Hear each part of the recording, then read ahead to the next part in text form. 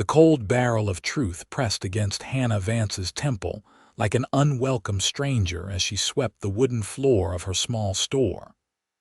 Whispers trailed behind her wherever she walked in Willow Creek, a dusty speck on the Arizona Territory map that had grown from mining prospects in 1876. 3 years had passed since the accusations began, yet the town's memory remained as stubborn as the desert soil. "There she goes," a woman murmured as Hannah passed by the general store's window. "The one who claims she saw Old Man Peterson's gold." Hannah's shoulders tightened, but she continued her sweeping with practiced indifference. At 22, she had already learned to wear a mask of calm that belied the storm within. Her honey-brown hair was pulled back in a practical bun, though rebellious wisps escaped around her face, framing eyes that had once sparkled with hope, but now held caution. The small bookshop she ran had been her father's pride before consumption took him 2 winters ago. Now it stood as both her sanctuary and her prison in a town that had decided she was a liar.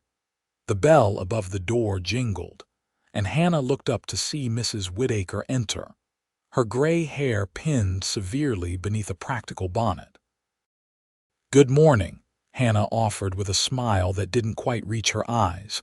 Mrs. Whittaker nodded curtly. "I need a primer for my grandson, something simple." "I have just the thing," Hannah replied, setting aside her broom and moving to a shelf near the window. She pulled down a blue-bound book with gold lettering. "This one has wonderful illustrations." Mrs. Whittaker took the book without touching Hannah's fingers. "How much?" 50 cents. The older woman placed the coins on the counter rather than in Hannah's outstretched hand. "You know, my daughter heard talk at the church social. They're saying you've been spreading more tales about that mine again." Hannah's throat tightened.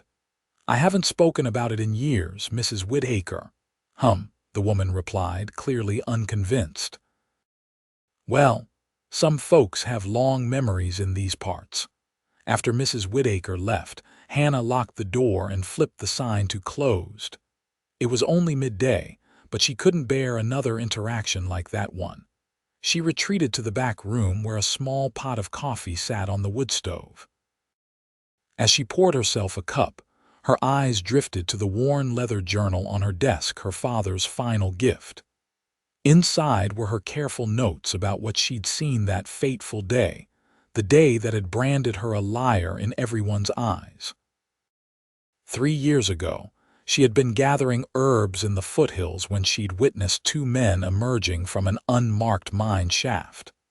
They carried bulging sacks, and one had dropped something that glinted gold in the sunlight. When they spotted her, she had fled, but not before recognizing one as the mayor's brother-in-law. When she reported what she'd seen to Sheriff Jones, he had taken her seriously at first. But after the mayor intervened, the narrative changed. Suddenly, she was a hysterical young woman seeking attention, making up stories about gold mines that didn't exist and implicating respected citizens.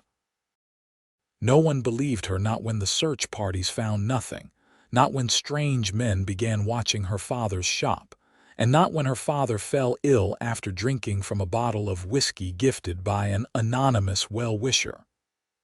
The coffee tasted bitter on her tongue, much like the memories. A commotion outside drew her attention. Hannah moved to the small window that overlooked the main street. A group had gathered around a newcomer on horseback, a tall man whose broad shoulders and straight posture marked him as someone accustomed to commanding respect. His dark hat shadowed his features, but there was something in his bearing that made her pause. The crowd parted as Sheriff Jones approached the stranger. Words were exchanged, though Hannah couldn't hear them. The newcomer dismounted with fluid grace, revealing himself to be even taller than he had appeared on horseback. He removed his hat, exposing dark hair that curled slightly at his neck, and extended his hand to the sheriff. Hannah's curiosity got the better of her. She unlocked the front door and stepped onto the wooden sidewalk, keeping a respectful distance from the gathering. Looking for information about mining claims in the area, the stranger was saying, his voice deep and measured. "What kind of information?" Sheriff Jones asked, his posture tense despite his casual tone. "Records, maps. I'm surveying for potential investments." The sheriff's laugh held no humor. "You'd be better off trying Silver Springs or Tucson. Our mines played out years ago, all of them." The stranger asked, his gaze sweeping the crowd and landing briefly on Hannah. Something in those eyes, a sharp intelligence, made her step back. "That's right," Mayor Caldwell interjected, appearing at the sheriff's side. "Nothing but fool's hopes left here." The stranger nodded but didn't seem convinced. "I'll be staying at the hotel for a few days.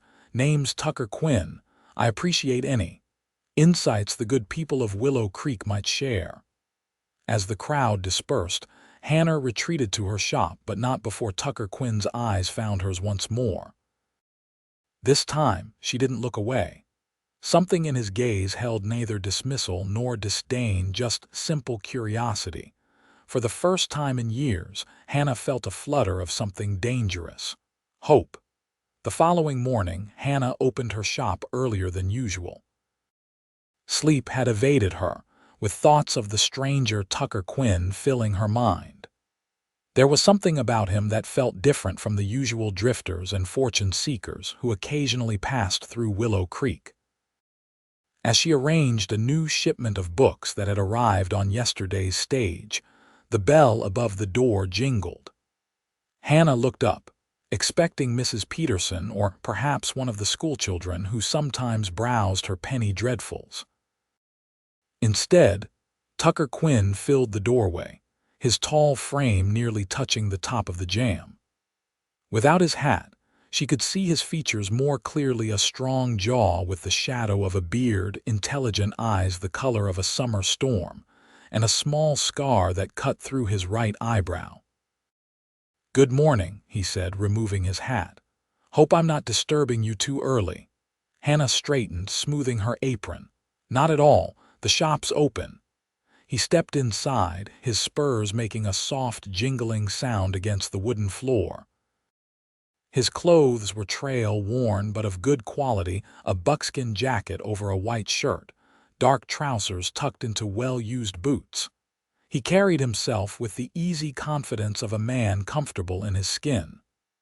"Quite a collection you have here," he remarked, scanning the shelves with genuine interest. "My father believed books were windows to worlds beyond our own," Hannah replied, then felt foolish for the sentiment. Tucker smiled, and the expression transformed his face from merely handsome to something that made her breath catch. "Your father sounds like a wise man." "He was," she said softly. "He passed 2 years ago. My condolences." His eyes held sincere sympathy, not the practiced pity she'd grown accustomed to. "Thank you, Mr. Quinn. Is there something specific you're looking for today?" He moved further into the shop, running his fingers along the spines of several volumes. "Actually, I'm looking for information more than books. I understand you know something about the mines around here." Hannah froze, her hand tightening on the book she held. "Who told you that?" "Nobody needed to tell me," he said, leaning against a bookshelf with casual ease. "I heard the whispers when you approached yesterday, saw how folks looked at you." Heat rose to her cheeks. "And what exactly did you hear?" "That Hannah Vance claims to have seen men hauling gold from a hidden mine, that she accused prominent citizens, that nobody believed her." His gaze was direct, assessing. "That's about the sum of it, isn't it?" "You seem to have gathered quite a bit of information for someone who just arrived," Hannah said carefully, setting down the book and moving behind the counter. Tucker shrugged. "Hotel bartenders are talkative when properly encouraged, especially when the subject is as interesting as a beautiful bookseller with a controversial story." "Beautiful." The word slipped out before she could stop it, his mouth quirked up at one corner. "I state facts as I see them, Miss Vance." Hannah fought against the warmth his words evoked. 3 years of suspicion had taught her caution. "What's your interest in all this, Mr. Quinn? You mentioned mining investments yesterday." "I did," he acknowledged, "but there's more to it than that." "There usually is," she said dryly. He chuckled, the sound rich and genuine. "Fair enough. I'm investigating disappearances connected to mining operations throughout the territory. Men who vanished after claiming to have found significant deposits." "For whom?" Hannah asked. "Officially, nobody. Unofficially, let's just say I have connections with people who prefer that justice prevails, even in territories where law is still flexible." Hannah studied him, trying to see beyond the charming exterior to the truth beneath. "And you think my story connects to these disappearances?" "I think," he said deliberately, "that when everyone is so keen to brand someone a liar, there's usually truth they're trying to bury." The words hung between them, startling in their simplicity and the conviction with which he spoke them. For 3 years, Hannah had lived with doubts not about what she'd seen, but about her decision to speak up. In her darkest moments, she'd wondered if she should have kept quiet, if her father might still be alive if she had. "Mr. Quinn." "Tucker, please." "Tucker," she amended, his name feeling intimate on her tongue. "You don't know me. Why would you believe what everyone else has dismissed?" He pushed away from the bookshelf and approached the counter, close enough that she could smell leather and soap and the faintest trace of tobacco. "Because, Miss Vance, I've learned that truth often wears the face of the person everyone else refuses to believe." Hannah didn't realize she was holding her breath until her lungs began to burn. She exhaled slowly. "What do you want from me?" "I want to hear your story," he said simply. "Every detail you can remember about what you saw, who you saw, and what happened afterward." Hannah glanced toward the windows where any passerby might see them talking. "Not here. Meet me at the creek bend past the old mill after sundown. I'll tell you everything then." Tucker nodded, understanding her caution. "I'll be there." He reached into his jacket and pulled out a small leather-bound volume. "In the meantime, perhaps I could purchase this." It was a collection of Walt Whitman's poetry, one of the few copies Hannah had ordered for herself rather than her customers. "You enjoy poetry?" she asked, surprised. A smile flickered across his face. "Words have power, Miss Vance. Sometimes they're the only weapons we have." As he paid and turned to leave, he paused at the door. "One more thing. I believe every word you speak, Hannah Vance. Remember that when the doubt creeps in." Then he was gone, the bell jingling in his wake, leaving Hannah with her heart pounding and her mind racing with possibilities she hadn't allowed herself to consider in years. The afternoon crawled by with excruciating slowness. Hannah helped 3 customers, reorganized a shelf of adventure novels that didn't need reorganizing, and jumped at every sound outside her shop. When she finally locked up at dusk, her nerves were pulled taut as piano wire. She took a roundabout path to the meeting place, careful to avoid the more populated streets. The old mill had stood abandoned for years, its water wheel long since broken, the creek bending gently around its crumbling foundation. Tucker was already there, sitting on a fallen log, hat beside him. He rose as she approached, and she was struck again by his height and the quiet strength he exuded. "You came," he said, as if he'd harbored doubts. "So did you," Hannah replied, stopping a few paces away. Tucker gestured to the log. "Please sit. No one followed you." Hannah shook her head, settling onto the smooth wood. "I'm careful. I've had practice." "I imagine you have," he said, sitting beside her with enough distance to be proper but close enough that they could speak softly. "Tell me what happened, Hannah, from the beginning." The use of her first name felt natural coming from him. She took a deep breath and began the story she'd told only twice before, once to her father, once to the sheriff. But this time, she included details she'd previously omitted. Her suspicions about her father's death, the night she'd found her shop ransacked, the moments when she'd caught Mayor Caldwell watching her with calculating eyes. Tucker listened without interruption, his face growing increasingly grave. When she finally fell silent, the first stars were appearing overhead, and the creek's gentle murmur filled the space between them. "You believe the mayor and his brother-in-law Walter Sims are behind this," Tucker said finally. Not a question, but a confirmation. Hannah nodded. "And likely Sheriff Jones too, though perhaps he joined later, after my father. After they poisoned him," Tucker finished bluntly. "Yes." The word fell like a stone between them, "but I can't prove any of it. I've never found the mine entrance again. I've looked, though not as thoroughly as I should. I was afraid." "With good reason," Tucker said. His hand moved as if to cover hers, then stopped. "You were wise to be cautious. Men who kill once rarely hesitate to do so again." "What about the disappearances you mentioned?" Hannah asked. "Do you think they're connected?" Tucker's expression turned grim. 5 men across 3 territories have vanished in the past 2 years. All had something in common. They discovered gold where supposedly there was none, and they spoke about it before securing proper claims. "And you think the same people might be responsible?" "I think there's a network," Tucker said carefully. "Men of influence ensuring that certain discoveries remain. Controlled. Your mayor and his associates could be part of it, or they might be operating independently. Either way, they're dangerous." "What can be done?" Hannah asked, voicing the question that had haunted her for years. "No one will believe me. They never have." Tucker's eyes caught the starlight as he turned to her.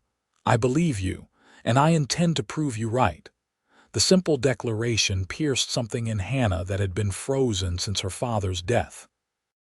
Tears pricked at her eyes and she blinked them back fiercely. "How?" she managed. "First, we need to find that mine," Tucker said. "Can you show me approximately where you were when you saw the men emerging?" Hannah considered this. "Yes, but not tomorrow. I need to mind the shop or people will talk. The day after I always close on Sundays." "Sunday it is," Tucker agreed. "In the meantime, I'll continue making inquiries in town. The more they see me as just another prospector, the better." A thought occurred to Hannah. "You should come to the shop again tomorrow. Buy another book. If people see you there, they might think you're just interested in me." Tucker's eyebrow rose. Would that be so difficult to believe? Heat rose to Hannah's cheeks, and she was grateful for the darkness. "It would give us an excuse to be seen together without arousing suspicion about your real purpose here." "A sound strategy," Tucker said, his voice holding a smile. "And not at all unpleasant for me."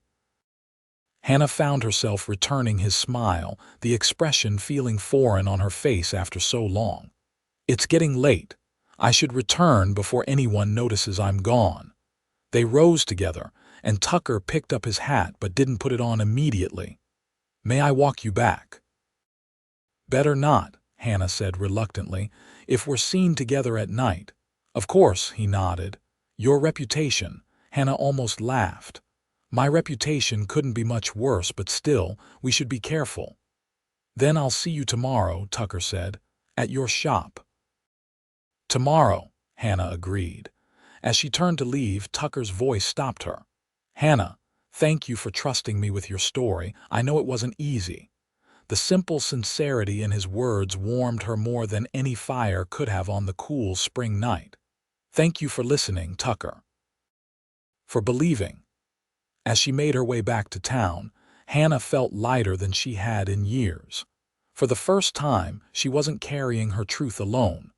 The following day brought a steady stream of customers to Hannah's bookshop, more than usual for a Saturday. Word of Tucker Quinn's visit had evidently spread.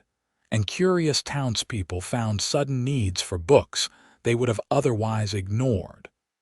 Mrs. Caldwell herself appeared mid-morning, ostensibly looking for a novel suitable for her ladies' reading circle. Her eyes darted around the shop as if expecting to find Tucker hidden among the shelves. "I heard the stranger paid you a visit yesterday," she said, examining a copy of Little Women with affected interest. Hannah arranged a display of children's primers with careful nonchalance. "Mr. Quinn?" "Yes, he purchased a volume of poetry." "Poetry?" Mrs. Caldwell's eyebrows rose. "How refined for a man of his appearance." "I find many people contain surprises, Mrs. Caldwell," Hannah replied evenly. The mayor's wife pursed her lips. "Indeed, and what else did this surprising man want?" Hannah met her gaze directly. "Just the book, Mrs. Caldwell, though he did mention he might return for more recommendations." "I see." The older woman replaced the novel and selected another. "You would do well to remember your position in this community, Hannah. Some might consider it unwise for a young woman alone to entertain male customers with such familiarity." The threat beneath the concerned words was unmistakable. Hannah straightened her shoulders. "I run a respectable business, selling books to anyone who wishes to purchase them. If that includes Mr. Quinn, I can hardly refuse him service." Mrs. Caldwell's smile didn't reach her cold eyes. "Of course not, but perhaps keep your interactions brief, for propriety's sake." Just as she finished speaking, the bell above the door jingled and Tucker stepped inside. He removed his hat, revealing freshly combed hair, and nodded politely to both women. "Ladies," he greeted them. "I hope I'm not interrupting." "Not at all," Hannah said, grateful for his timing. Mrs. Caldwell was just selecting a novel for her reading circle. Mrs. Caldwell clutched her reticule tighter. "I believe I'll return another time. Good day, Miss Vance. Mr. Quinn." She swept past Tucker with barely a nod, her back stiff with disapproval. When the door closed behind her, Tucker's mouth quirked up. "I appear to have driven away your customer," he said, approaching the counter. "Mrs. Caldwell wasn't here to buy books," Hannah replied quietly. "She was gathering information for her husband." Tucker nodded, unsurprised. "I've had similar experiences today." Suddenly, everyone at the hotel is exceedingly friendly, especially when asking about my business interests. "And what did you tell them?" Hannah asked. "Exactly what they expected to hear, that I represent Eastern investors looking for overlooked opportunities." His voice lowered. "I also mentioned I find small-town bookshops particularly charming, which should explain my presence here." Hannah felt her cheeks warm. "That was thorough of you." "I try to be," Tucker said, his eyes crinkling at the corners. Louder, for the benefit of anyone who might be listening outside, he added, "Now, about those adventure novels you mentioned yesterday." They spent the next hour engaged in a performance for the town's benefit, Tucker examining books while Hannah offered recommendations. Their conversation intentionally audible to anyone passing by. But beneath this charade, they exchanged meaningful glances and the occasional whispered word when certain no one was watching. "Sheriff asked about you specifically," Tucker murmured as he pretended to read the back cover of a novel. "What did he want to know?" Hannah asked, rearranging nearby books. "If you'd mentioned anything about local history, mining particularly." Hannah's hands stilled momentarily. "And your response?" "That you'd been most helpful regarding local authors, but we hadn't discussed mining." Tucker shelved the book and selected another. He seemed relieved. "He would be," Hannah said softly. "He has as much to lose as the mayor if the truth comes out." Tucker nodded almost imperceptibly, then said more loudly, "This one looks promising. You have excellent taste, Miss Vance." He purchased 2 more books before departing. making their appointment for the next day clear through coded language about scenic views he hoped to explore. As he left, his fingers brushed against hers in the briefest of touches that nonetheless sent warmth cascading through her. Hannah watched him walk away, aware of the curtains twitching in windows across the street. The town was watching, speculating, drawing conclusions about Tucker Quinn's interest in the disgraced bookseller. Let them watch, she thought with uncharacteristic defiance. For once, their gossip would serve a purpose greater than mere cruelty. Dawn had barely broken when Hannah slipped out of town the following morning, a basket over her arm as if she were merely gathering spring herbs.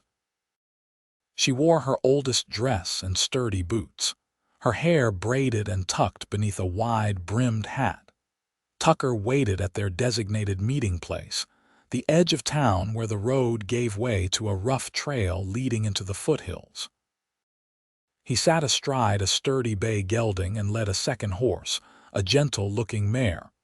"Good morning," he greeted her, dismounting smoothly. "I thought this might be easier than walking the whole way." Hannah approached the mare cautiously. "It's been some time since I've ridden." "Daisy here is gentle as they come," Tucker assured her. "Found her at the livery with a reputation for being suitable for ladies." Hannah stroked the mare's velvety nose, receiving a soft whicker in response. "She's lovely. Thank you for thinking of this." Tucker's expression softened. "You mentioned the site was some distance. I didn't want you exhausted before we began our search." His thoughtfulness touched her. Few had considered her comfort or needs these past years. With Tucker's assistance, Hannah mounted the mare, arranging her skirts as modestly as possible. Once she was settled, Tucker swung easily onto his gelding and they set off along the trail, keeping a steady but unhurried pace. The morning was cool and clear, the spring air filled with the scent of sage and wildflowers. As they rode, Hannah found herself relaxing in Tucker's company, their conversation flowing naturally from books they had both read to experiences in their respective childhoods. "My father was a professor before he came west," Hannah explained as they followed a narrow path between rocky outcroppings. "Mother died when I was small, and he decided a fresh start would do us both good. He chose books over teaching, said he preferred the company of stories to students." "A wise man indeed," Tucker commented.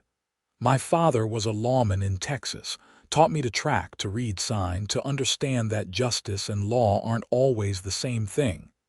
Hannah glanced at him curiously. "Is that what led you to your current profession?" Tucker's expression turned somber. "In a way. Pa was killed trying to bring in a gang that had connections to powerful men.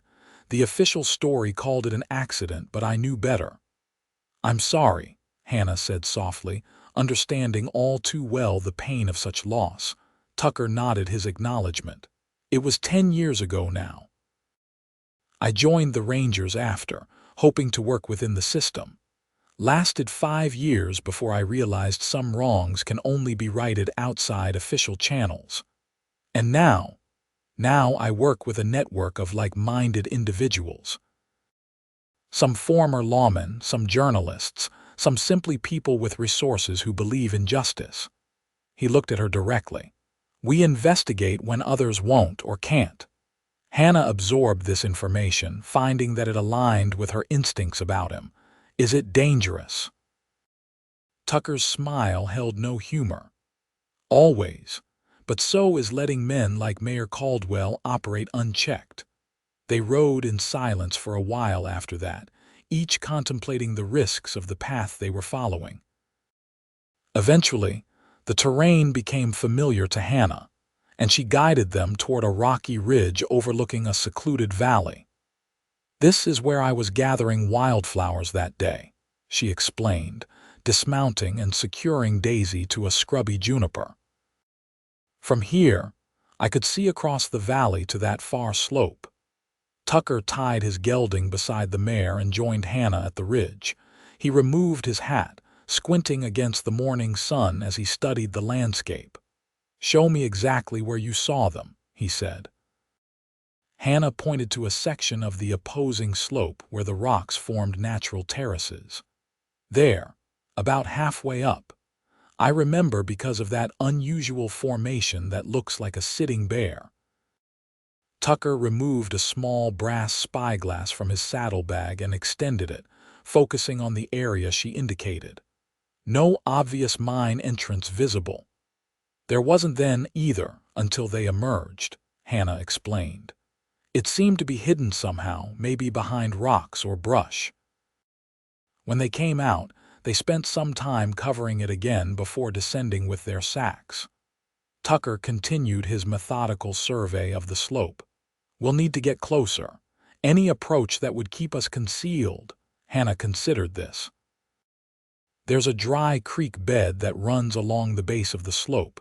It provides some cover, and I believe it passes near where they emerged." "Perfect," Tucker said, collapsing the spyglass. "Let's leave the horses here and proceed on foot. Less chance of being spotted that way." They traversed the valley carefully, Tucker leading the way with the quiet assurance of a man accustomed to moving through wild country. Hannah followed, grateful for her decision to wear her oldest dress rather than anything finer. The dry creek bed provided excellent cover as they approached the slope, its banks high enough to conceal them from casual observation. When they reached the approximate location beneath where Hannah had seen the men emerge, Tucker signaled for them to stop.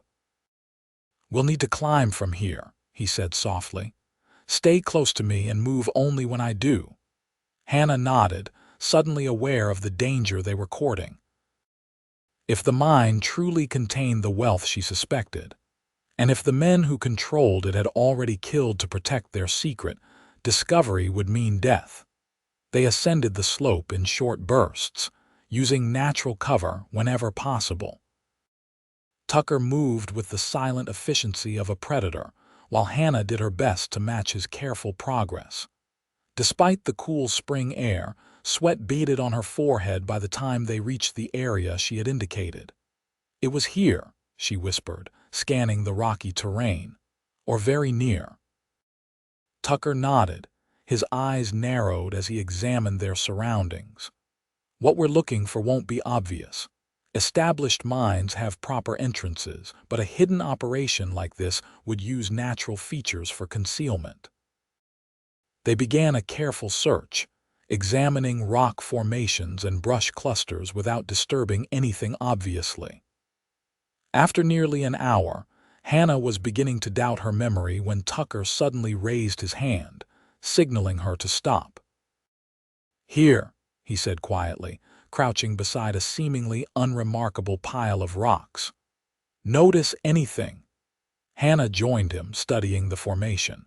At first, nothing seemed unusual, but then she saw a faint discoloration on the surrounding soil, as if the rocks had been moved recently. "The rocks," she breathed. "They're arranged." "Deliberately," Tucker agreed. "And they're scuffing on this one where it's been moved repeatedly." With careful movements, he began to shift the rocks, revealing more disturbed earth beneath.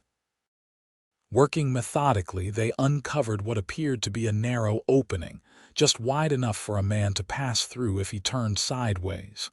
"Stay here," Tucker said, drawing a revolver from beneath his jacket. "I'm going to take a look." Hannah caught his arm. "We should both go.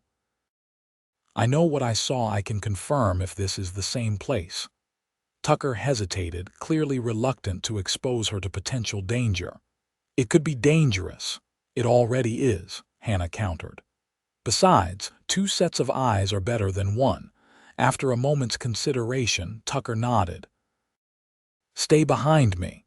If I signal you to run, you do it without question." "Understood." "Understood," Hannah agreed, though privately she doubted she would abandon him if danger arose. Tucker extracted a small oil lamp from his saddlebag, which he had carried with him, and lit it with a match. The soft glow illuminated his determined expression as he squeezed through the narrow opening. Hannah followed, her heart pounding against her ribs. The passage widened almost immediately into what was clearly an old mine tunnel. Support beams held up the ceiling at regular intervals, and the floor showed signs of recent use: boot prints in the dirt, the occasional discarded match or cigarette butt. "Someone's definitely been using this," Tucker murmured, holding the lamp higher to illuminate more of the tunnel. "Recently, too." They proceeded cautiously, the tunnel sloping gradually downward. The air grew cooler and damper, carrying the mineral smell of underground spaces. After about 50 yards, the tunnel branched, one path continuing downward while another remained level. Tucker paused, examining both options. "The downward path is more heavily used," he observed, pointing to the more numerous footprints.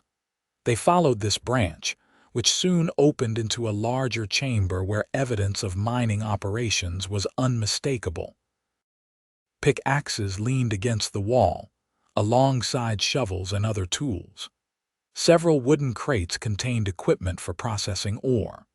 Most telling of all was a small table where a scale and assaying materials sat, clearly used to evaluate the quality of whatever was being extracted.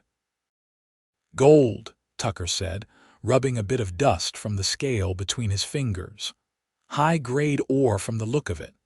Hannah moved further into the chamber, her eyes drawn to a dark opening on the far side.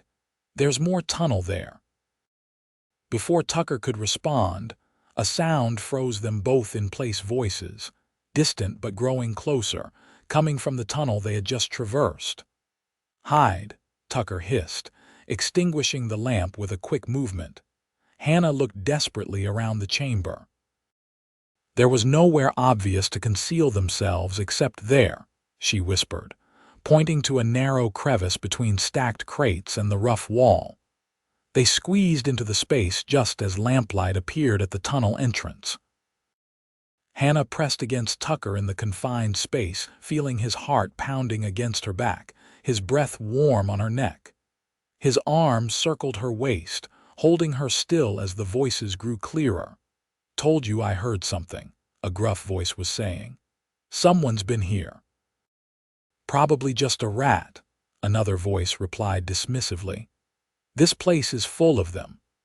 Two men entered the chamber, one holding a lamp high while the other, stouter and wearing an expensive waistcoat, looked around suspiciously. Hannah felt Tucker tense as the lamplight swept near their hiding place. His hand moved slowly toward his revolver. "Look," the first man said, pointing to the ground near where Hannah and Tucker had stood. "Footprints. These weren't here yesterday." The stout man crouched to examine the evidence, his face suddenly visible in the lamplight. Hannah had to stifle a gasp. "It was Walter Sims, the mayor's brother-in-law." "Damnation," Sims growled. "Someone's been snooping. Recent too." "What do you want to do?" his companion asked, nervously fingering a pistol at his belt. Sims straightened, his expression hard. "Get word to Caldwell. Have him send men to watch all trails leading here. Whoever was here can't have gone far." "And if we find them, same as the others," Sims replied coldly. "No witnesses, no problems. This operation is too valuable to risk exposure now." The men continued their inspection of the chamber, checking equipment and examining the tunnel from which Hannah and Tucker had been about to explore. Several agonizing minutes passed before they finally seemed satisfied. "Let's go," Sims ordered. "We need to alert the others and set up that surveillance. Whoever was here might return, or they might head straight to the territorial marshal." The two men left, taking their lamp with them and plunging the chamber into darkness.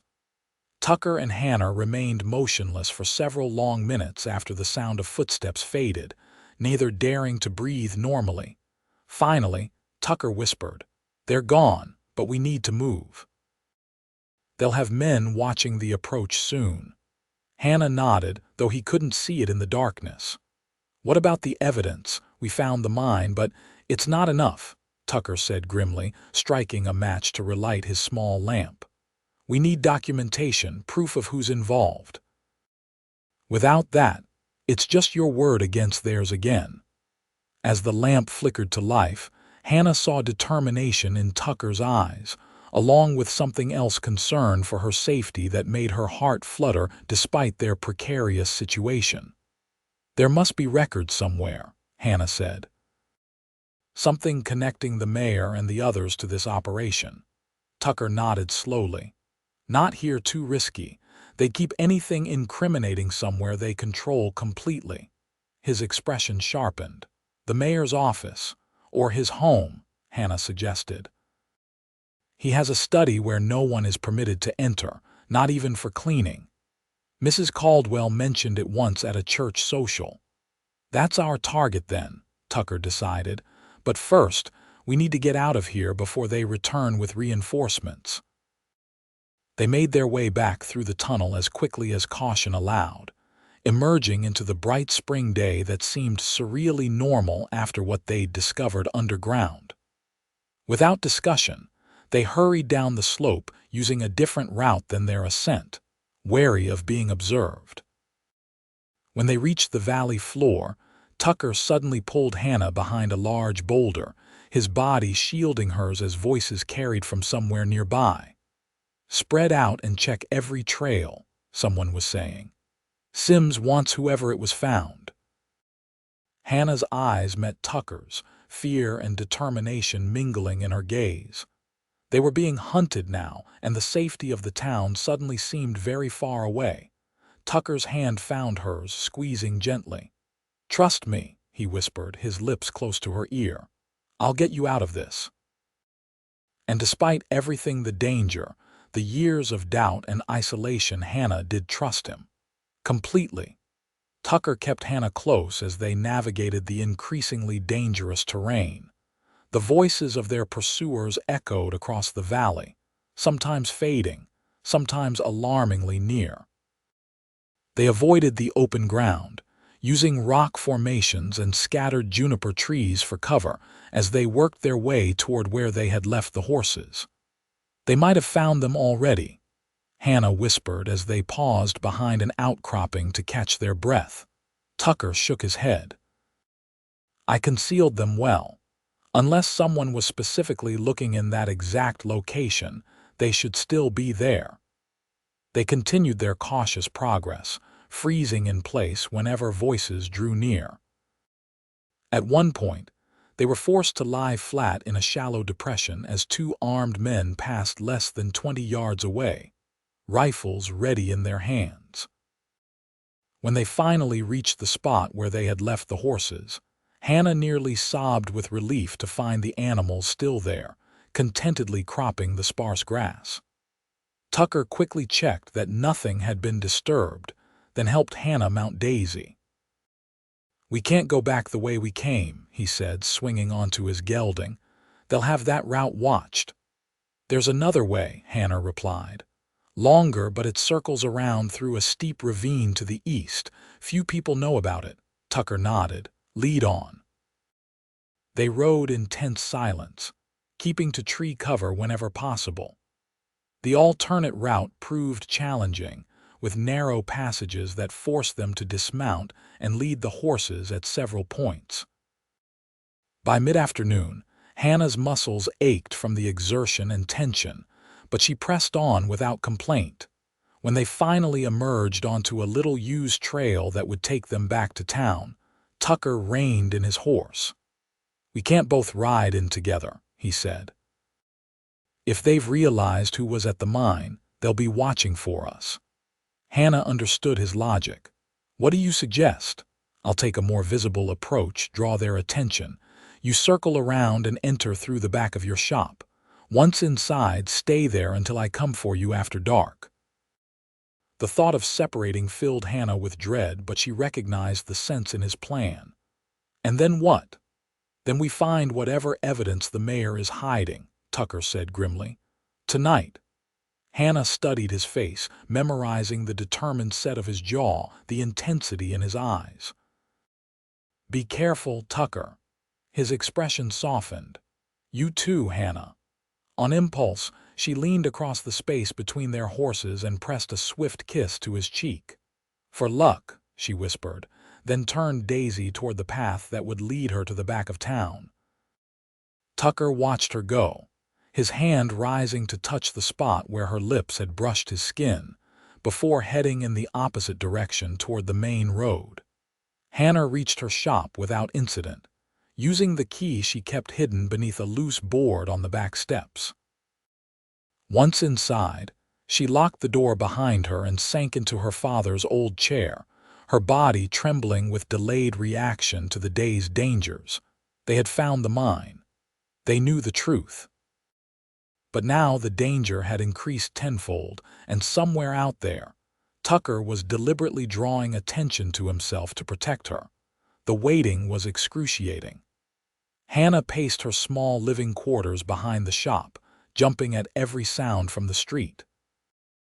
As dusk fell, she lit a single lamp, keeping it dim and away from the windows.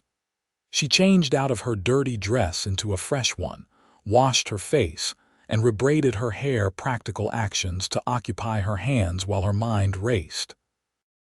When a soft knock finally came at the back door, she nearly cried out in relief. She approached cautiously, whispering, "Tucker, it's me," came his low reply. She unlocked the door with shaking hands. Tucker slipped inside quickly, and Hannah locked the door again behind him.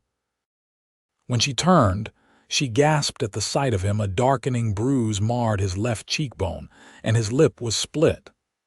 "What happened?" she asked, reaching up to touch his face before stopping herself. Tucker grimaced.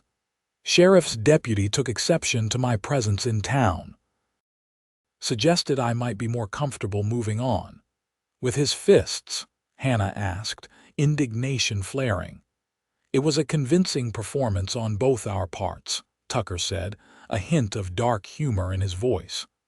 "I played the part of the intimidated prospector well enough. They think I'm planning to leave on tomorrow's stage." Hannah moved to her small kitchen area, wetting a cloth with cool water. "Here," she said, offering it to him. Tucker took it with a nod of thanks, pressing it to his split lip. "Did anyone see you return?" "No," Hannah assured him. "I came in through the back, just as you suggested." "Good." Tucker lowered the cloth, his expression turning serious. "I've learned something important. The mayor is hosting a dinner party tonight for several prominent citizens. The house will be full of guests, but his study will be empty," Hannah finished, understanding immediately. Tucker nodded. "It's our best chance to find documentation of the mining operation. Guest arrivals have already started, I observed from a distance. The party should be in full swing by 9 o'clock. Hannah glanced at the small clock on her mantel. It was just past 8. "How do we get in?" "Service entrance," Tucker said. "I've observed the house throughout the day, staff coming and going, deliveries being made. Security is focused on the main entrance where guests arrive." "And if we're caught?" Hannah couldn't help asking. Tucker's eyes met hers, unflinching. "We won't be, but if something goes wrong, you run. I'll handle whatever comes." Hannah shook her head firmly. "No, we do this together. We face the consequences together." Something flickered in Tucker's expression: admiration, concern, and something deeper that made Hannah's breath catch. He stepped closer, his hand rising to cup her cheek gently. "You are the bravest woman I've ever known, Hannah Vance," he said softly. The tenderness in his voice undid something in Hannah that had been tightly wound for years. She leaned into his touch, her eyes closing briefly. Not brave, just tired of living with lies.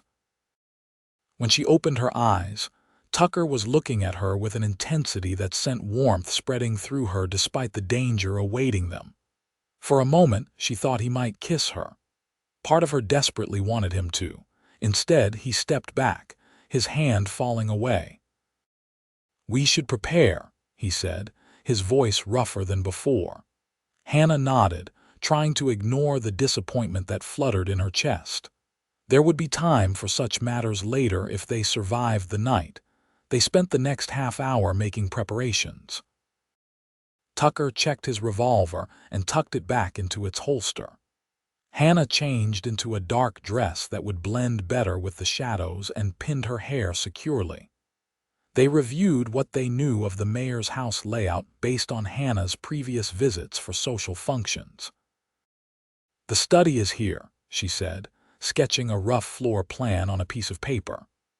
"Off the main hallway, but separated from the dining room and parlor by the library. If the party is contained to those rooms, we should be able to access the study without being seen." Tucker studied the drawing. "And you're certain the safe is in there?" Mrs. Caldwell mentioned it once complained that her husband kept it locked even from her. Said it was where he kept matters too complex for a woman's understanding. Tucker's mouth twisted in distaste. Charming man. At 8:30, they slipped out the back door of the bookshop and into the growing darkness. The spring night was cool, with clouds occasionally obscuring the quarter moon. Fortunate conditions for their clandestine mission. They kept to back alleys and shadows, avoiding the more populated streets where revelers might be heading to various Saturday night entertainments. The mayor's house stood on a small hill at the north end of town, its windows blazing with light, carriages disgorging well-dressed guests at the front entrance. As Tucker had predicted, the service area at the rear was less vigilantly watched. They observed from the cover of a neighboring property's hedge as a waiter emerged for a quick cigarette before hurrying back inside. "Now," Tucker whispered when the door closed behind the man. They crossed the open space quickly, keeping low. Tucker tried the service door locked. Without hesitation, he produced a small set of tools from his pocket and worked at the lock with practiced movements. Within moments, the door swung open. They entered a busy kitchen where staff hurried to prepare and serve the evening's elaborate meal. Staying close to the wall, they edged toward a side corridor that Hannah knew connected to the main house. A passing maid glanced at them curiously, but Tucker nodded confidently, as if they belonged there, and she continued on her way. The corridor led them past a pantry and wine cellar to a door that opened onto the main house's ground floor. Tucker eased it open a crack, checking for anyone in the hallway beyond. Finding it momentarily empty, he ushered Hannah through, then followed. The sounds of the dinner party drifted from further within the house: laughter, the clink of glasses, music from a hired pianist. Hannah led the way, moving with soft steps toward the study door. They passed the library, where thankfully no guests had wandered. At the study door, Tucker again employed his lock picks while Hannah kept watch. This lock proved more challenging, but eventually yielded with a soft click. They slipped inside, and Tucker carefully closed the door behind them, turning the key that was in the lock to secure it from within. The study was dark except for moonlight filtering through half-drawn curtains. Tucker produced a small dark lantern from beneath his coat and opened its shutter just enough to provide working light without being visible from outside. "The safe," he whispered. Hannah pointed to a painting of a pastoral scene behind the desk. "Probably there. It's the most common hiding place." Tucker moved the painting aside, revealing exactly what they had hoped for: a small wall safe with a dial lock. He set to work immediately, pressing his ear to the metal door as he slowly turned the dial, listening for the telltale clicks. Hannah kept watch at the door, her heart pounding so loudly she was certain anyone passing would hear it. Minutes stretched interminably as Tucker worked on the safe. Finally, there came a decisive click, and the safe door swung open. Tucker quickly examined the contents, removing several documents and a small ledger. "This is it," he said quietly, scanning the papers. Records of ore shipments, payments to various officials including Sheriff Jones, and he paused, his expression hardening. A list of problems resolved, names and dates. Hannah joined him at the desk. My father's name, Tucker nodded grimly, listed with the date of his death, along with 4 others across the territory. Hannah's throat tightened with grief and vindication. We need to copy these. No time, Tucker said. We're taking the originals. They're evidence of multiple murders. As he spoke, a sound from the hallway made them both freeze, footsteps approaching, then stopping outside the study door. A key turned in the lock but caught against the key they had inserted from inside. That's odd, a man's voice, Mayor Caldwell said. The key won't turn. Perhaps it's already unlocked, sir, another voice suggested. Impossible, I always lock it. The doorknob rattled. Someone's in there, get the sheriff. Tucker moved swiftly, gathering the documents and shoving them inside his jacket. The window, he whispered urgently. Hannah hurried to the window and pulled the curtains aside. It opened onto a small side garden, currently deserted. She struggled with the latch for a moment before it gave way, sliding the window up as quietly as possible. Behind them, the rattling at the door grew more insistent, accompanied by the mayor's increasingly angry demands to open up. Tucker helped Hannah through the window first, then followed, pulling it mostly closed behind him. They crouched beneath the sill as voices inside the study grew louder. The door had evidently been forced open. Search the grounds, Mayor Caldwell shouted. Someone has broken in. Tucker took Hannah's hand. Run, he whispered. Stay in the shadows. They fled across the garden and over a low decorative fence, ducking behind an adjacent property's carriage house, just as men with lanterns emerged from the mayor's house. The alarm was spreading quickly, shouts echoing through the previously peaceful night. We can't go back to your shop, Tucker said as they caught their breath in the darkness. It'll be the first place they look. Where then? Hannah asked. Tucker considered for a moment. The church. The old belfry has an access door that's rarely used. We can hide there until morning, then slip out of town before they organize a proper search. They moved through the town like ghosts, using every shadow and alley to avoid the growing number of searchers. The church stood dark and silent at the edge of town, its belfry looming against the night sky. Tucker led them to a narrow door at the base of the bell tower, hidden behind overgrown shrubbery. Again, his lock picks proved their worth, and soon they were climbing a dusty spiral staircase to the belfry above. The small room beneath the bell was cramped but secure, with a single window offering a view of the town below. They watched as lanterns moved through the streets, the search spreading outward from the mayor's house. They'll be watching the roads, Hannah said, sinking onto an old wooden crate, suddenly exhausted. How will we get out of town? Tucker sat beside her, the documents safely secured inside his jacket. I have a contact in Silver Springs who can get these to the territorial marshal. We need to reach him. Silver Springs is 30 miles from here, Hannah pointed out. There's a freight wagon that passes through at dawn, headed that direction, Tucker said. The driver owes me a favor. If we can reach the crossroads by sunrise, he'll take us. Hannah nodded, too tired to question how Tucker had such connections in place. And then Tucker turned to her, his face half illuminated by the moonlight streaming through the window. Then you'll be vindicated. These documents name names, detail operations. With the territorial marshal involved, even Caldwell's influence won't be enough to bury this. Hannah should have felt triumphant, but instead, a strange melancholy settled over her. And after that, what happens to me? The question hung between them, laden with meaning beyond the immediate crisis. Tucker's expression softened as he seemed to understand what she was really asking. That depends, he said carefully, on what you want to happen. Hannah met his gaze steadily. 3 days ago, all I wanted was for someone to believe me. Now Now, Tucker prompted gently when she trailed off. Now I find myself wanting something I never expected. Her voice dropped to barely a whisper. Someone I never expected. Tucker's hand found hers in the darkness, his calloused fingers warm against her skin. Hannah, he said, her name sounding like a prayer on his lips.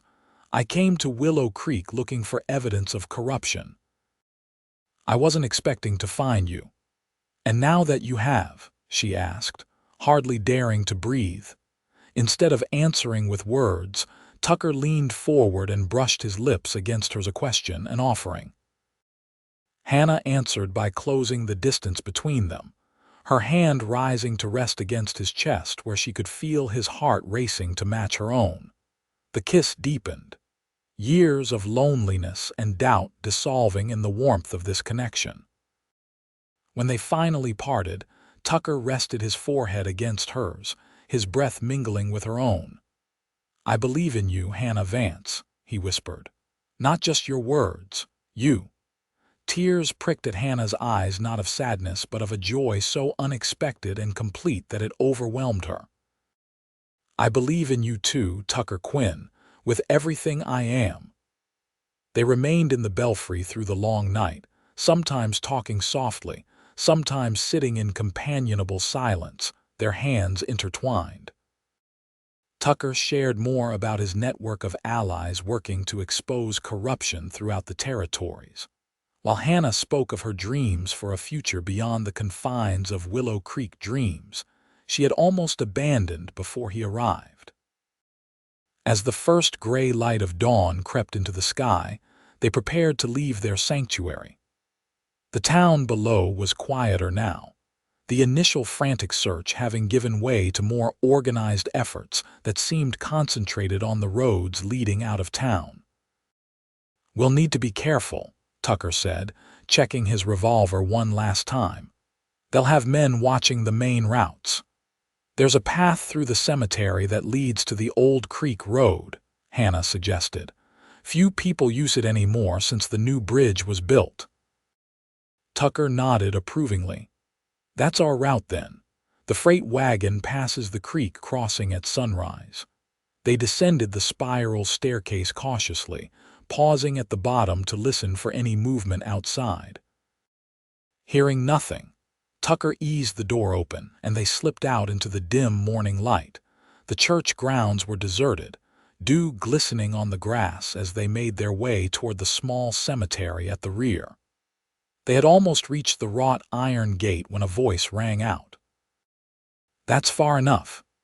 They froze, turning slowly to find Sheriff Jones standing 20 yards away, his revolver drawn and pointed steadily at them. Behind him stood 2 deputies, similarly armed. Thought you might try to slip away at dawn, the sheriff said, his voice carrying easily in the still morning air. Mayor figured you'd avoid the main roads. Tucker shifted slightly, positioning himself in front of Hannah. You're on the wrong side of this, Sheriff. We have documents proving the mayor's involvement in multiple murders, including James Vance. The sheriff's expression didn't change. Hand them over, Quinn. Maybe you walk away from this. And Miss Vance, Tucker asked, his voice hard. The sheriff's silence was answer enough. Tucker's hand moved incrementally closer to his own weapon. I can't let that happen. Hannah touched his arm, a gentle restraint. There's another way, she whispered. Then, louder, Sheriff Jones, those documents aren't just with us. Tucker's associates already have copies. It was a bluff, but one delivered with such conviction that doubt flickered across the sheriff's face. She's lying, one of the deputies said. They haven't had time to send copies anywhere. Are you certain? Tucker asked, building on Hannah's strategy. Certain enough to hang for your part in this conspiracy when the territorial marshal arrives. The sheriff's aim wavered slightly. What are you talking about? Your name is in these documents, Tucker said, patting his jacket where the papers were concealed. Payments received for looking the other way. Assistance in covering up the murder of James Vance and others. The marshal will be particularly interested in a lawman involved in such crimes. Hannah could see the calculation happening behind Sheriff Jones's eyes, weighing the risk, that they were bluffing against the certainty of his fate if they weren't. "Sheriff," one of the deputies said nervously, "maybe we should." Before he could finish, the sound of approaching horses interrupted them. Everyone turned to see Walter Sims and Mayor Caldwell riding toward them, accompanied by several armed men. "There they are," Caldwell shouted. "Arrest them, Sheriff." The moment of distraction was all Tucker needed. In one fluid motion, he drew his revolver and fired a single shot into the ground near the sheriff's feet. "Run," he urged Hannah, and they bolted toward the cemetery gate. Gunfire erupted behind them, bullets splintering the wooden fence posts as they ducked through the gate and into the cover of the weathered gravestones. They weaved through the markers, keeping low, the shouts of their pursuers driving them onward. Beyond the cemetery, the ground sloped down toward the creek, with thick brush providing additional cover. They half ran, half slid down the incline, branches scratching at their clothes and skin. "There's the path," Hannah gasped, pointing to a narrow trail that followed the creek. They hurried along it, the sounds of pursuit growing more distant as the creek curved away from town. After nearly a mile of hard running, they emerged at an old wooden bridge where the creek road crossed the waterway. Tucker checked his pocket watch. 10 minutes until the wagon is due. They concealed themselves in a stand of cottonwoods near the crossing, catching their breath while watching for any sign of their pursuers. Hannah's heart still pounded from their narrow escape, but alongside the fear was a fierce exhilaration. They had the evidence, and they were still free. "Do you think they believed us?" she asked. "About having sent copies of the documents," Tucker smiled grimly. "The sheriff did at least enough to hesitate. That's all we needed." The distant rumble of wagon wheels announced the approach of their transportation. Tucker squeezed Hannah's hand. "Ready?" she nodded, her eyes bright with determination. "Ready." The freight wagon appeared around a bend in the road, driven by a burly man with a full beard and a weathered hat pulled low over his eyes. Tucker stepped out where the driver could see him and raised his hand in a specific gesture. The driver slowed, eyeing them warily until recognition dawned. "Quinn, you look like hell." "Had a rough night, Barney," Tucker replied. "We need passage to Silver Springs. Urgently." Barney spat a stream of tobacco juice onto the ground. "Figured as much when you sent that message yesterday." "Heard there's trouble in town." "More than a little," Tucker agreed. "Can you help us?" The driver glanced at Hannah, then back at Tucker. "Climb in back, stay under the canvas. I ain't stopping till we're well clear, understand?" "Understood," Tucker said, helping Hannah onto the wagon before climbing up himself. In the wagon bed, they concealed themselves beneath heavy canvas covers, surrounded by crates and barrels bound for Silver Springs. As the wagon rumbled back into motion, Hannah found herself pressed close to Tucker in the confined space. "What message did you send yesterday?" she asked quietly. "After we returned from the mine while you were at your shop, I paid a boy to deliver a note to Barney at the livery," Tucker explained. "Always have contingency plans." Hannah shook her head, marveling at his foresight. "You're very good at what you do."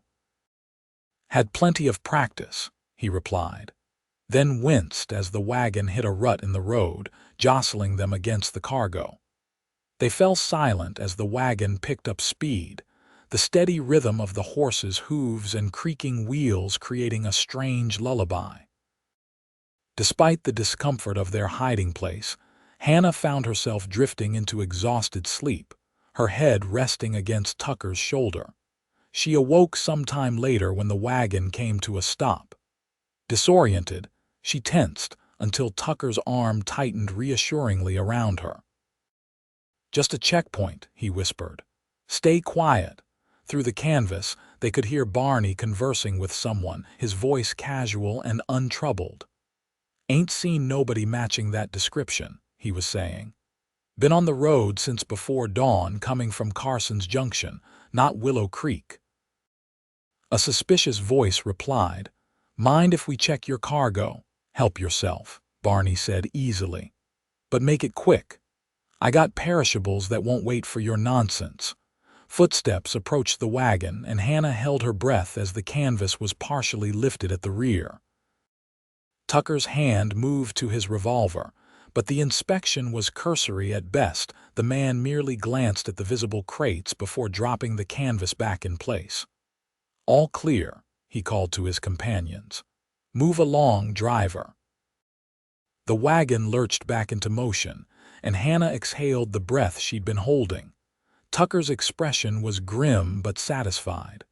"Caldwell's reach extends this far," he murmured. "Good to know." They traveled for several more hours, stopping once at a way station to change horses.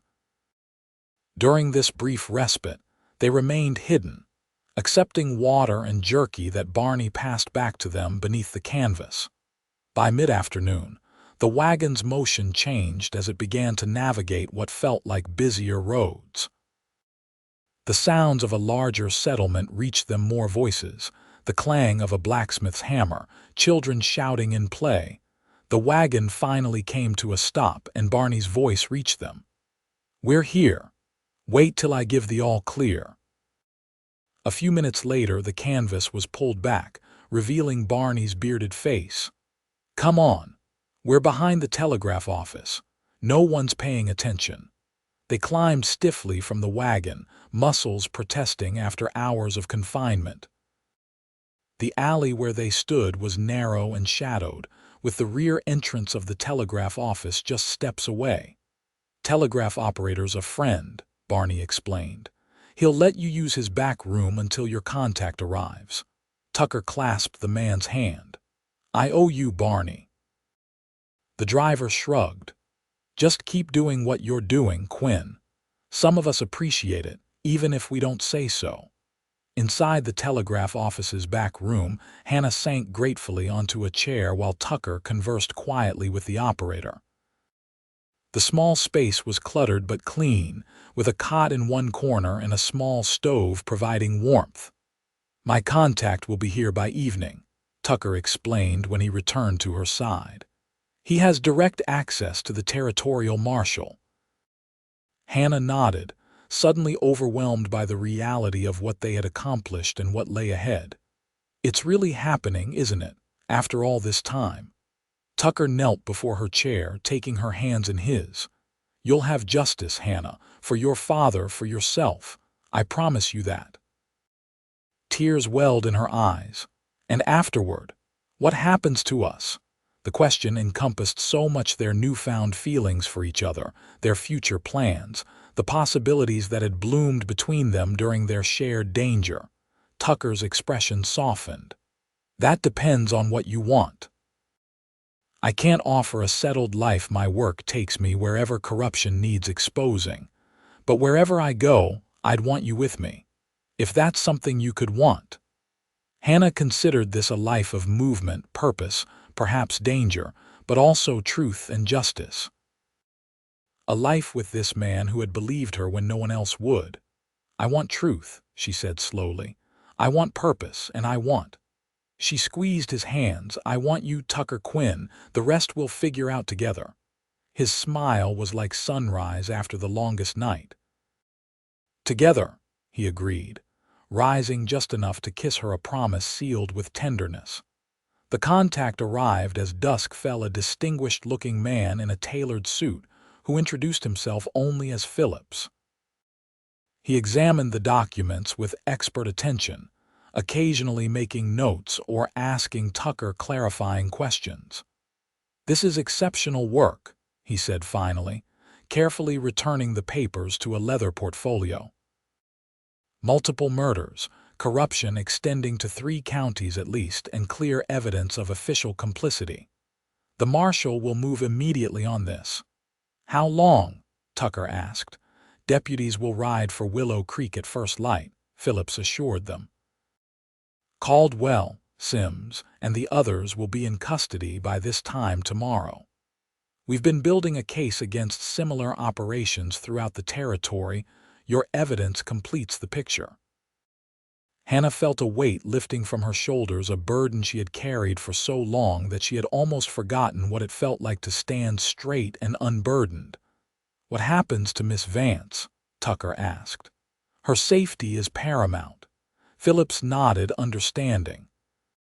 "We'll need her testimony eventually, but not immediately. I suggest she remain away from Willow Creek until the arrests are complete." He hesitated, then added, "There will likely be compensation available, restitution for her father's business and property, at minimum." "I don't care about that," Hannah said firmly. "I just want the truth known." "And it will be," Phillips assured her, "thanks to your courage and Mr. Quinn's assistance." After Phillips departed with the documents secured in his portfolio, Hannah and Tucker were left alone in the telegraph operator's back room, which had been offered to them for the night. "You should rest," Tucker said, noting the exhaustion that had settled into Hannah's features. "Take the cot." "I'll keep watch." Hannah shook her head. "I'm too, everything, to sleep." Happy, scared, relieved, uncertain all at once. Tucker smiled in understanding. "That's how justice feels sometimes, messy." "Is that why you do this work?" Hannah asked. "For the messy feelings?" He considered this, leaning against the wall beside her chair. "I do it because someone should, because power unchecked becomes corrupt, because people like you deserve to be believed." Hannah rose from her chair and moved to stand before him. "Thank you," she said simply. "Not just for believing me, but for helping me believe in myself again." Tucker's hand rose to cup her cheek, his thumb brushing gently across her skin. "You never stopped believing, Hannah. You just needed someone to listen." She leaned into his touch, closing her eyes briefly. "And now?" "What happens tomorrow?" "Tomorrow," Tucker said softly. "We begin whatever comes next, together." Hannah opened her eyes, finding his gaze steady on hers. "I like the sound of that," she whispered, rising on tiptoe to press her lips to his. The kiss deepened, conveying all the emotions words couldn't express: gratitude, hope, and something more profound that had blossomed between them in the midst of danger and truth. When they finally parted, Hannah rested her head against Tucker's chest, listening to the steady beat of his heart. "Together," she agreed.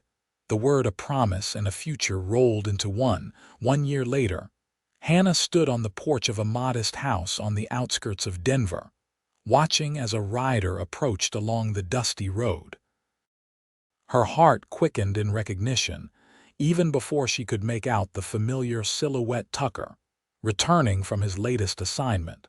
So much had changed since that fateful night in Silver Springs.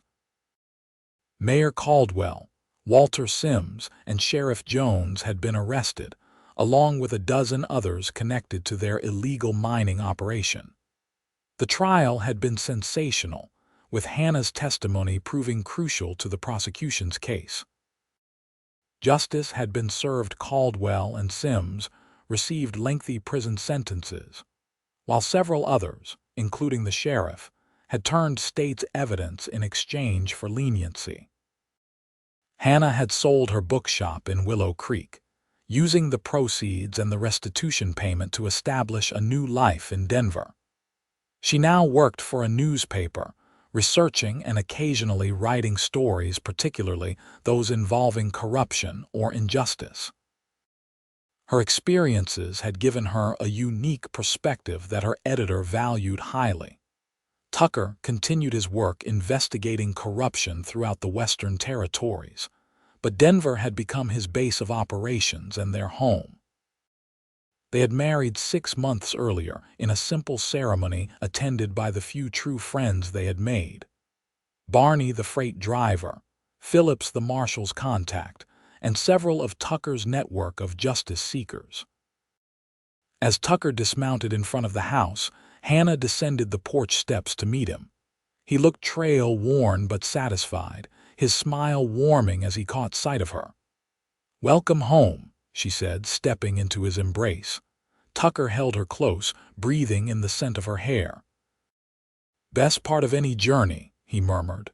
Later, as they sat on the porch watching the sunset paint the distant mountains in gold and crimson, Hannah rested her head on Tucker's shoulder. "Any trouble on this assignment?" she asked. Tucker shook his head. "Nothing I couldn't handle." Mining company in Idaho was shorting its workers. Got enough evidence for the territorial authorities to step in. Hannah nodded, unsurprised. Tucker's work continued, as did the network of those fighting for justice in places where law was still being established.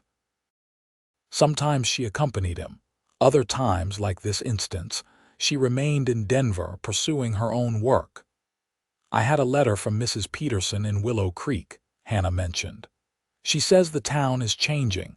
New mayor, new sheriff. People speak of what happened as the cleansing." Tucker chuckled. "Fitting, I suppose. She also mentioned that some folks have asked about me, whether I might return someday." Tucker turned to look at her, a question in his eyes. "Do you want to?" Hannah considered this. "To visit, perhaps, but not to stay." She took his hand, threading her fingers through his. "My place is here now. With you." The simple truth of it settled between them, comfortable and certain. From the day Tucker Quinn had ridden into Willow Creek and declared his belief in her words, their paths had been irrevocably intertwined. "I have news," Tucker said after a moment, his expression brightening. "Phillips has been appointed as a federal judge. He's establishing a permanent commission to investigate corruption in the territories." "That's wonderful," Hannah said, genuinely pleased. "Will you work with him?" Tucker nodded. "In an advisory capacity, less travel, more stability." He squeezed her hand. "More time here with you." The implications weren't lost on Hannah. They had discussed family, children possibilities that seemed more feasible with Tucker traveling less frequently. "I have news as well," Hannah said, her heart fluttering with nervous excitement. "News that makes your timing rather perfect." Tucker raised an eyebrow, waiting. "We'll need that stability," Hannah continued, bringing their joined hands to rest gently on her abdomen, "for the little one who'll be joining us come winter." Tucker's expression transformed surprise, giving way to joy so profound it nearly took Hannah's breath away. "A baby, you're certain?" Hannah nodded, smiling through sudden tears. "The doctor confirmed it yesterday." Tucker gathered her into his arms, holding her as if she were the most precious thing in the world. "Hannah," he breathed, her name a prayer of gratitude. When he finally released her, his eyes were suspiciously bright.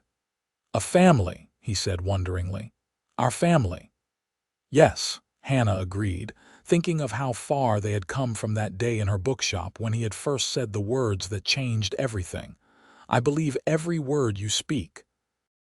From those simple words had grown trust, then love, then a future brighter than she could have imagined during those dark years in Willow Creek.